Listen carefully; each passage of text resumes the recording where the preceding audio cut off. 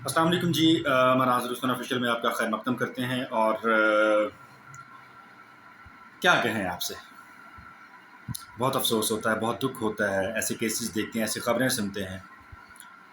कहा जाता है जी कि मीडिया पर्सन्स जो होते हैं वो बड़े सेंसलेस होते हैं, जैसे डॉक्टर्स बड़े सेंसलेस होते हैं। लेकिन इसमें ना एक रेलेवेंसी है, एक मुताबिकत है कि डॉक्टर अगर इस मामले में सेंसिटिव हो कि पेशेंट को तकलीफ़ हो रही है या पेशेंट को उसकी सर्जरी करनी पड़ रही है, उसके जो लवाहिकीन हैं उनके बहुत सारे एक्सपेंसेस हैं, तो पेशेंट वापस ज़िंदगी की तरफ तो कभी ना आए, उसके मामला तो बिल्कुल ही जो ख़राब होते जाएँ।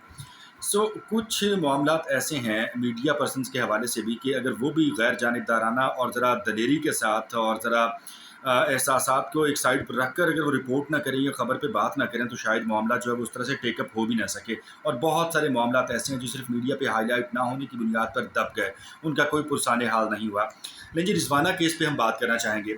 आसिम हफ़ीज़ साहब जी सिविल जज हैं और स्टार्ट में जब ये मामला हाईलाइट हुआ तो कहा गया जी कि बच्ची पर तो कोई तशद्दुद हुआ ही नहीं है। जितनी भी ये घरेलू मुलाजमाएँ हैं इन पे चोरी के इल्ज़ाम लगते हैं। यहाँ पे भी चोरी का इल्ज़ाम लगा और ये कहा गया कि बच्ची ने ज़ेवर चोरी किया है और ज़ेवर चोरी करने के बाद जो है उसको घर छोड़ने पर जो है जब बात की गई है कि उसे घर छोड़ दिया जाएगा, तो उस बच्ची ने दीवार में टकरे मारी हैं। क्या कहने हैं जी आपके इस मौक़िफ़ के, आपके इस वतीरे के। मुहर्रम के ये अय्याम हैं और 4 महीनों को इस्लाम में हुर्मत वाला महीना जो है वो कहा गया है और मुहर्रम उनमें से एक है। और मुहर्रम के ये अय्याम, कल यौम आशूर है और मैं देख रहा था, ऑब्ज़र्व कर रहा था कि शायद इंसाफ़ हो सके। लेकिन इंसाफ़ पहले तो जो एफ़आईआर काटी गई उसमें जो दफ़ात थी वो बड़ी वीक लगाई गईं।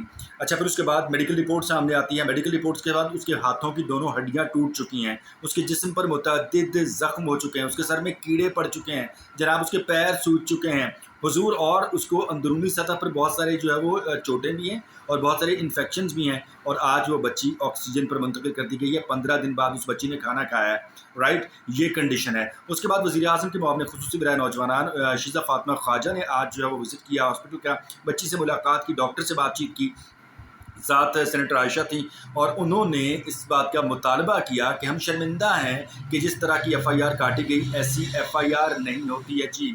इस तरह के केस में ये जान से मार देने वाला जो घिनौना तशद्दुद है, उस बुनियाद पर एफ़आईआर काटी जानी चाहिए थी, वही दफ़ात शामिल होनी चाहिए थी ताकि किसी गरीब की बच्ची को सही मानों में इंसाफ़ भी मिल सके। और ये कैसे मुमकिन है कि आप एक बच्ची पे इतना तशद्दुद करते हैं, फिर उस पे झूठा इल्ज़ाम लगाते हैं, फिर उस केस को दबाने की कोशिश करते हैं, फिर शवाहिद को गायब करने की कोशिश।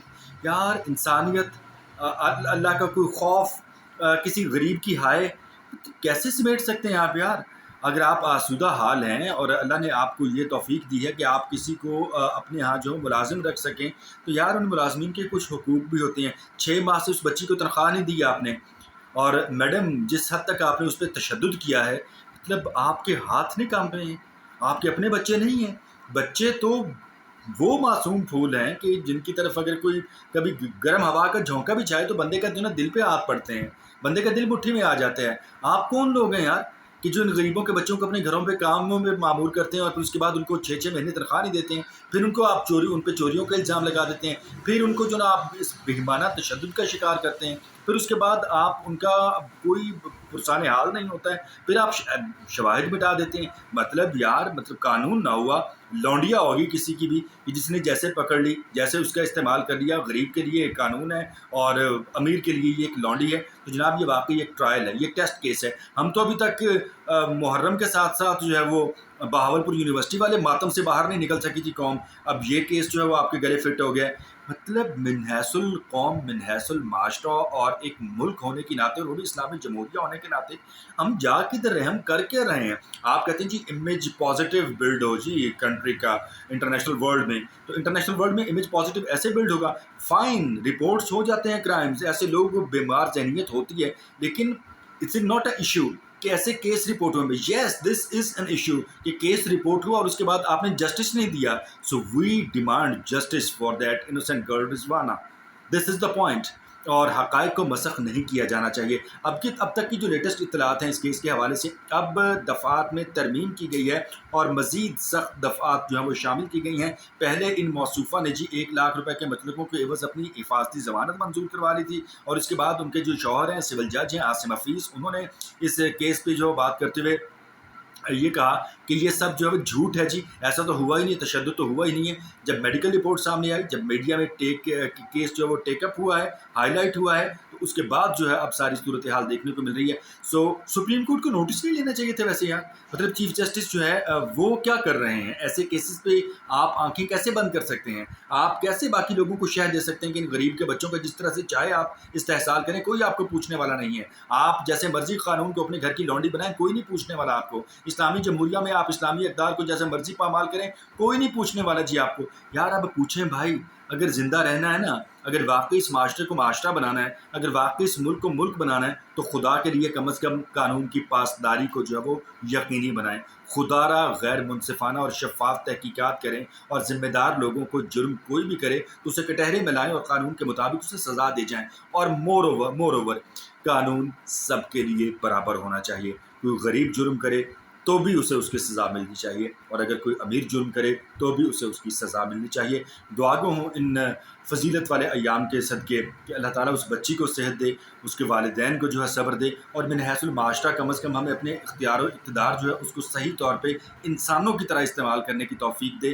ہمارا برین جو ہے خدا اس میں شعور ڈالے، اس میں ایک عقل کا عنصر ڈالے، اس میں احساس ڈالے، محبت ڈالے ان لوگوں کے لیے جو ہمارے سبارڈینیٹس ہیں، جن کے ہم سینئرز ہیں، جن کے ہم باسز ہیں۔ اگر ہمارے وہاں کوئی ملازمین کام کرتے ہیں، کوئی مزارے ہیں، کوئی نوکر چاکر ہیں، کوئی اور لوگ ہیں، تو کم از کم ان کے حقوق کا تو خیال رکھیں۔ کہتے ہیں نا جی کہ کرو مہربانی تم اہل زمین پر، خدا مہرباں ہوگا فرش بری پر۔ یہ باتیں، یہ اشعار، یہ اچھے اچھے جملے، یہ جس سے بات کریں کہیں پہ کمی نہیں ملے گی۔ اگر کمی ملتی ہے تو صرف اچھے اعمال کی ملتی ہے۔ اچھے اعمال جو ہیں ان میں اضافہ کرنے کی ضرورت ہے۔ یہ آج امام حسین کے نام پہ نظر و نیاز اور امام حسین کے نام پہ ماتم علم اٹھائے جا رہے ہیں، جلوس نکالے جا رہے ہیں، مجالس منعقد کی جا رہی ہیں۔ شیعہ سنی کوئی بھی ہو، حسین سب کے ہیں، حسین سب کی آنکھوں کے تارے ہیں، لیکن یا حسین کہہ دینے سے جو ہے آپ کو فلاح نہیں مل جاتی ہے۔ یا حسین کہہ کے یا حسین جیسا بننے کی کوشش کرنے پہ فلاح ملتی ہے جناب، اس میں کامیابی ملتی ہے۔ ایسے نہیں ہے کہ آپ گھروں میں نظر و نیاز دے دیں، یا حسین کے نعرے لگا دیں، غازی عباس کا علم لگا دیں اپنے گھر پہ، اور بچیوں پہ آپ تشدد کریں، ان کو 6 مہینوں کی تنخواہ نہ دیں، غریبوں کو آپ تھپڑ ماریں، ان کے والدین کو جو ہے وہ آپ دھتکاریں، ان کو جو ہے وہ ذلیل کریں، اور کیا کیا کچھ ہے۔ یہ ایک کیس ہے، کتنے کیسز ہیں، کتنے کیسز ہیں۔ ہم سب جو ہیں وہ حسین کی حسینیت کے محافظ بننے کی کوششوں میں ہیں، لیکن یار ہم کیسے محافظ ہیں بھائی؟ ہم اپنے اعمال کو تو دیکھیں، خالی نعرے نہیں جناب۔ حسین سب کے ہیں، حسینیت سب کی ہے، اسلام سب کا ہے، مسلمان اور مومن سارے ہیں۔ اگر آپ اس سب کے دعوے دار ہیں تو آپ کے اعمال بھی ویسے ہی ہونے چاہیے۔ تو دعا یہ ہے کہ اللہ تعالیٰ ہمیں من حیث المعاشرہ، من حیث القوم، من حیث الامہ، بحیثیت پاکستان اور بحیثیت ایک انسان اور ایک مومن مسلمان اپنے گریبان میں جھانکنے کی توفیق دے۔ یار ہمارے اندر وہ احساس اور شعور پیدا کر دے کہ ہم دوسرے لوگوں کے لیے خیر کا باعث بن سکیں، ہم سے دوسرے لوگوں کو پازیٹیو وائبز ملے، خیر ملے، بہتری ملے، خوشی ملے، مسکراہٹ ملے۔ بس اتنی سی آپ سے گزارش تھی۔ اللہ رب العزت ہمیں ان فضیلت والے ایام کے صدقے جو ہے صراط مستقیم پہ گامزن کرے۔ اور اگین دعا گو ہوں اس بچی کی صحت اور زندگی کے لیے، اور اس کے والدین کی آسانیوں کے لیے، اور اس سسٹم کے لیے کہ واقعی اسے صحیح معنوں میں جو ہے وہ انصاف مل سکے، اور جو مجرم ہیں وہ انصاف کے کٹہرے میں آئیں، تاکہ آئندہ کسی کو ایسی گناہونی حرکت کرنے کی جرات نہ ہو سکے۔ Thank you very much.